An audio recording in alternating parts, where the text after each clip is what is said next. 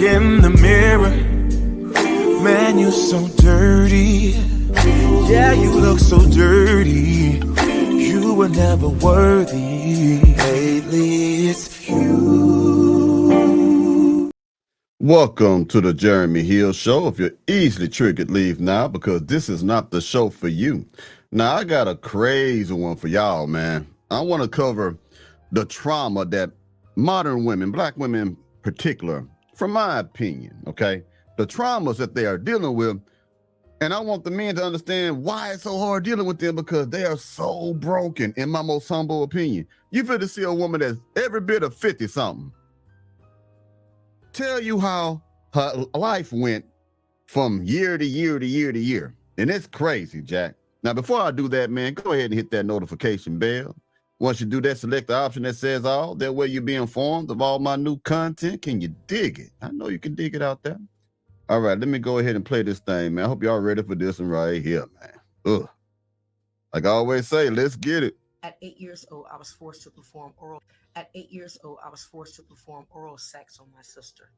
At 9 years old, I experienced sexual acts with boys and girls, or was coerced. One more time. At 8 years old, I was forced to perform oral sex on my sister. At 9 years old, I experienced sexual acts with boys and girls, or was coerced to engage in sexual acts with boys and girls. At 13, my mom left and I was sexually molested. At 14, I was introduced to cocaine and later attempted suicide.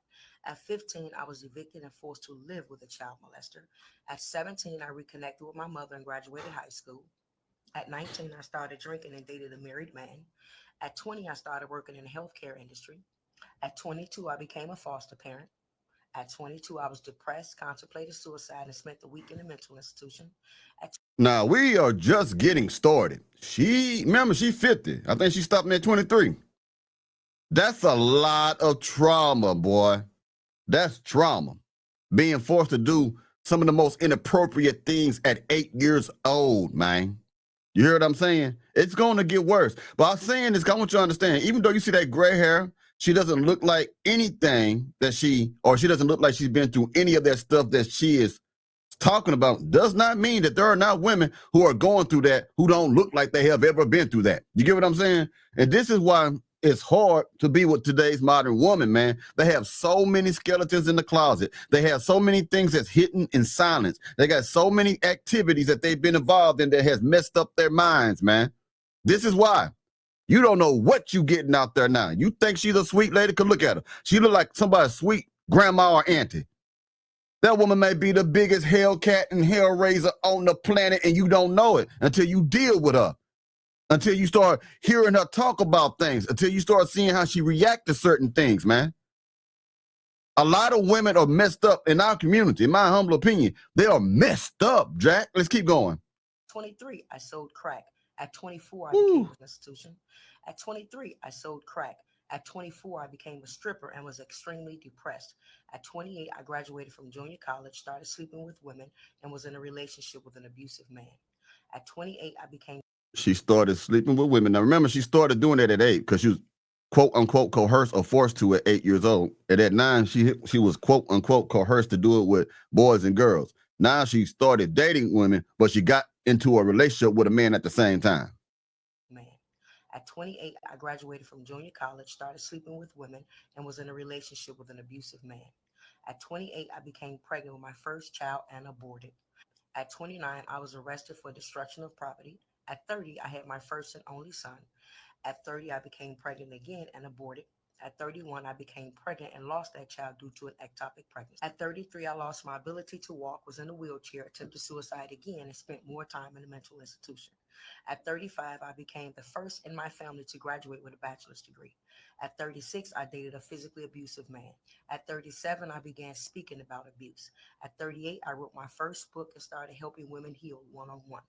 At 39, I met Mr. Turner. At 40, I married Mr. Turner. At 42, I wrote my second book, Overcoming. Now, keep in mind, she has a pattern of choosing abusive men because she grew up around abuse since 8 years old. I want y'all to catch the pattern here. Now she got Mr. Turner. Now, everything so far has been destructive. Nothing has been stable. But now she got Mr. Turner. Let's see what happens with that. toxic relationships. At 43, I wrote my third book and received my certification for life coach. At 44, I wrote my fourth and fifth book. At 45, I discovered I live with intestinal worms for over. This broad had intestinal worms. And why in the hell is she writing a book or becoming a life coach when her life is like Beirut?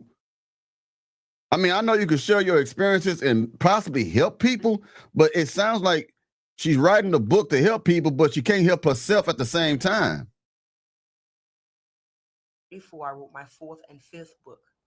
At 45, I discovered I lived with intestinal worms for over 38 years, and 70% of my skin was extremely damaged. At 45, I received my certification for professional speaker. At 45, I withdrew from graduate school.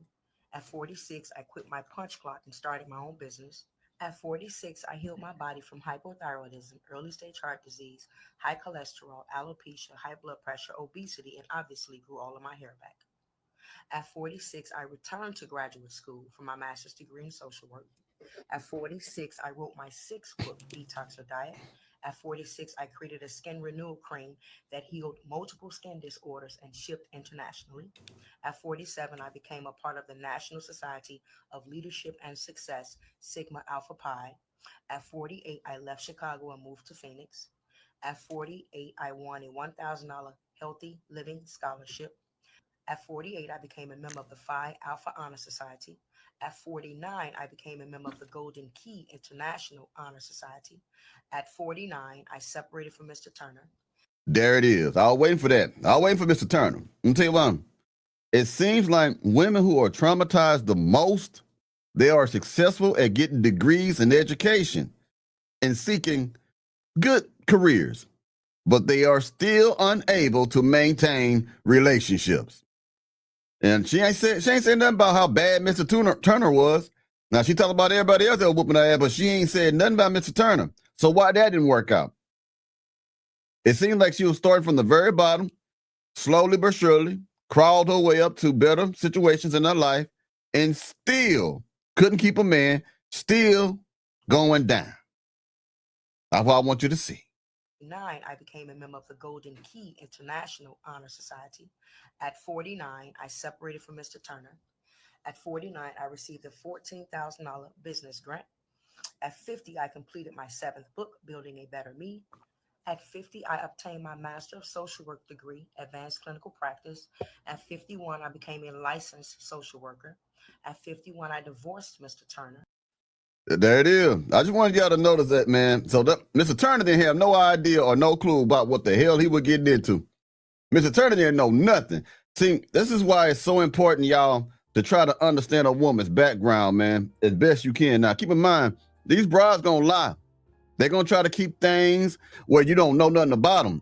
And the only way you can find out that there's something there is through their behaviors, how they react, their reactions. Are they extremely reactionary? Or even if they're not, how they handle situations. It's like, for example, man, a woman is 40 years old. She want to be in a relationship with a man. You move her in or she come over and you realize this bride cannot cook. Now, she never told you that she never learned how to cook, that her mama and her daddy, whoever, didn't teach her how to cook, or she thought she was too good to learn how to cook. She didn't tell you that. But you start to notice when you ask her to prepare simple dishes that she don't know what the hell she's doing, then you start to realize there's something there. She doesn't know how to be domestic. She don't have any domestic skills. She don't know how to sweep the floor. She don't know how to fold laundry or wash, or you know what I'm saying? Stuff like that. So women ain't gonna tell you. You have to keep an observing eye on women's behavior to see what the hell wrong with them. That's why I wanted you to see. A lot of women are just cuckoo, but they're not gonna tell you. They're gonna drive you cuckoo. And you're like, God, what happened? I thought she was beautiful. I thought she was nice. You know what I'm saying? Now she got you acting like now you finna go jump off a roof, or like she said, be put into a mental institution because she's driving your ass crazy. Y'all better think about this stuff here, man. Yeah, buddy. I think I got time for one more video after this to make for y'all. All right, man. Y'all take it easy, man. I'm gonna try to drop another video right quick. Y'all take it easy now, yeah?